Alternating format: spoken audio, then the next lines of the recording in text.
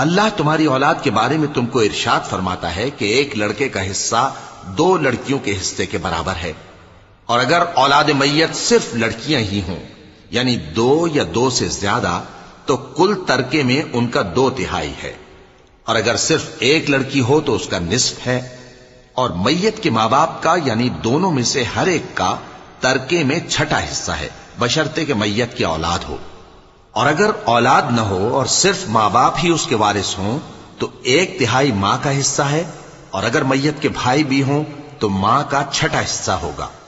اور یہ تقسیم ترکہ میت کی وصیت کی تعمیل کے بعد جو اس نے کی ہو یا قرض کے ادا ہونے کے بعد جو اس کے ذمے ہو عمل میں آئے گی۔